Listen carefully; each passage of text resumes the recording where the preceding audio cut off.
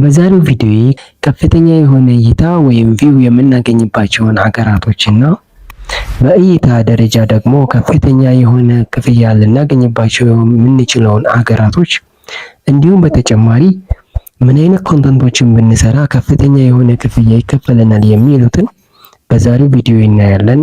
አብራችሁ ነው። ዩቲዩብ ላይ በጣም ከፍተኛ የሆነ እይታ ከምናገኝባቸው ሀገራቶች ውስጥ የተወሰኑትን ልንገራችሁ። ከዛ በፊት ግን እነዚህ ሀገራቶች ቤዝድሊ በእንግሊዘኛ ወይም ደግሞ በራሳቸው ቋንቋ ከሆነ ነው ከፍተኛውን እይታ ሊሰጡን የሚችለው። በእንግሊዘኛ የተሰሩ የዩቲዩብ ቻናሎች ላይ ከፍተኛ እይታ ሊሰጡን የሚችሉት ሀገራቶችን ስናይ የመጀመሪያው እንግዲህ ኢንዲያ ነው። ኢንዲያ ያው እንደሚታወቀው ከፍተኛ የሆነ የህዝብ ብዛት አላት።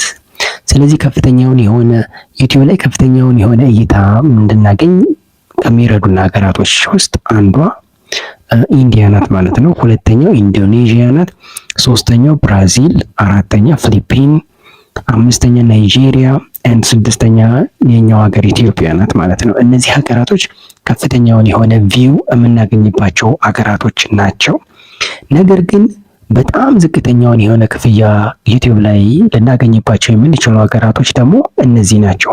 ለምሳሌ ኢንዲያ ስናይ እንግዲህ 1000 ቪው ከኢንዲያ ሎኬሽኑ ኢንዲያ ሆኖ አንድ ተመልካች የኛን ቪዲዮ ቢያዩ 1000 ሰዎች ማለት ነው፣ ወይም 1000 ቪው ብናገኝ ከኢንዲያ ሎኬሽኑ ኢንዲያ ከሆነ ክፍያችን ሊሆን የሚችለው ከ0.50 ሳንቲም ወይም ከ0.5 ሳንቲም እስከ $2 ድረስ ነው። ከ50 ሳንቲም እስከ $2 ድረስ እናገኝ እንችላለን ማለት ነው። ኢንዶኔዥያ ሎኬሽኑ ደግሞ የሚያዩን ሰዎች ሎኬሽናቸው ኢንዶኔዥያ ቢሆን ከ40 ሳንቲም እስከ $1.50 ድረስ ልናገኝ እንችላለን።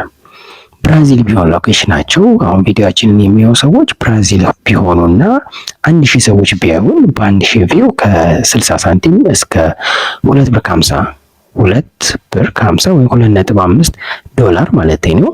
እሱን ልናገኝ እንችላለን። ከፊሊፒን ቢሆን ከፊሊፒኖች ቢሆን እንግዲህ ከ50 ሳንቲም እስከ $2 ድረስ ልናገኝ እንችላለን። ናይጄሪያ ከሆነ ከ30 ሳንቲም እስከ $1.50 ድረስ ሊሆን ይችላል። ከ$1.50 ድረስ ሊሆን ይችላል። ከኢትዮጵያ ከሆነ ደግሞ ከ20 ሳንቲም ጀምሮ እስከ $1 ድረስ ልናገኝ እንችላለን ማለት ነው። እንግዲህ ከኢትዮጵያ ሆኖ የሚታይልን ከሆነ ቪዲዮአችን ብዙ ጊዜ ማስታወቂያ ስለማይለቀቅ ከ20 ሳንቲም እስከ $1 ድረስ ነው ልናገኝ የምንችለው።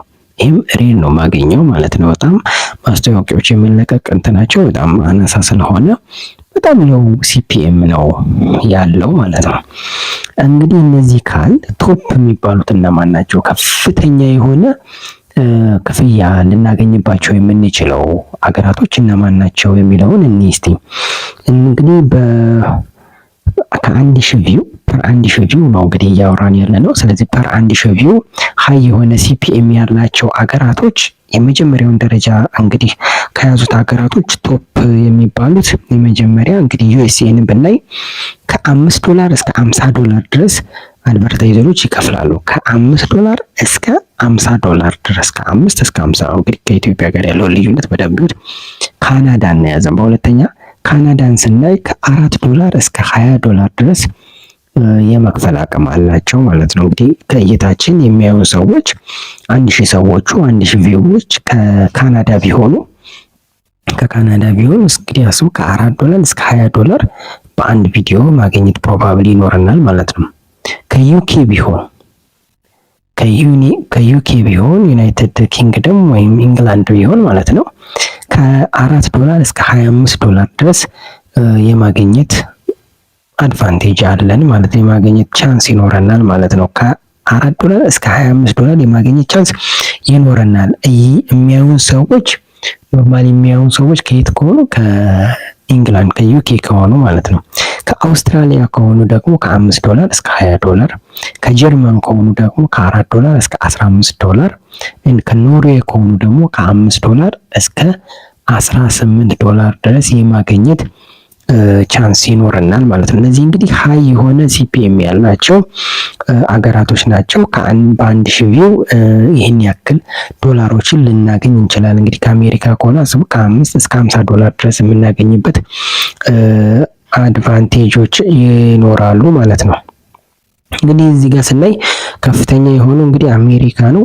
እስካሁን ካየናቸው ውስጥ በጣም ዝቅተኛውን ክፍያ ዩቲዩብ የሚከፍለን ለኢትዮጵያን ነው ማለት ነው። ከ20 ሳንቲም እስከ 1 ዶላር ነው በአንድ ሺህ ቪው ከ20 ሳንቲም እስከ 1 ዶላር። ይሄ ማለት መሰላችሁ በቪፒኤን የምናይ ከሆነ ነገራቶች ይቀየራሉ። ለምሳሌ ቪፒኤናችንን ሎኬሽኑ ዩኤስኤ አድርገን አንድ ቪዲዮ የምናይለት ከሆነ ያ ሰውዬ ከዩኤስኤ ወር ከካናዳ ወር ከኢንግላንድ ሊሆንለት ነው ማለት ነው ሎኬሽኑ። ክፍያው በዛው ልክ ይጨምራል ማለት ነው። ጀስት ግን ዝም ብለን ዳታ ገዝተን ዝም ብለን ኖርማሊ ዳታውን የምንጠቀም ከሆነ ግን ከኛ ታይቹ ከሆነ ዩቲዩብ ላይ ብዙ ማስታወቂያዎች አይኖሩም። ያ ማለት ለዛ ቪዲዮ የምናበረክተው ወይም የሚከፈለው ክፍያ የለም ማለት ነው። ምክንያቱም ምንም አይነት ማስታወቂያዎች ስለማይለቀቁ ለኛ ሀገር ተብለው የሚዘጋጁ ማስታወቂያዎች ብዙ ስለሌሉ ማለት ነው። ስለዚህ ፕሮባብሊ አንዳንድ ማስታወቂያዎች ቢኖሩ ከ0.2 ወይም ከ20 ሳንቲም እስከ 1 ዶላር ድረስ ማክሲመም የኢትዮጵያ ሕዝብ ባየው ልክ ለአንድ ቪዲዮ ይከፍላል ማለት ነው። ለአንድ ሺህ ሰዎች በአንድ ሺህ ሰው አንድ ቪዲዮ በአንድ ሺህ ሰው ያገኛል ማለት ነው። ስለዚህ ዝቅተኛውን ክፍያ የሚከፈለው ኢትዮጵያ ውስጥ ነው ማለት ነው። የዛሬው ፕሮግራም ይህን ይመስል ነበር። በቀጣይ በአዲስ የዩቲዩብ ቲፕስ እንገናኛለን። ለቻናሉ አዲስ የሆናችሁ ላይክ፣ ሼር፣ ሰብስክራይብ እንዳይነሳ፣ ለጓደኞቻችሁ ሼር በማድረግም ተባበሩኝ። እስከዛው ድረስ ግን ወሰላሙ አለይኩም ወራህመቱላሂ ወበረካቱ።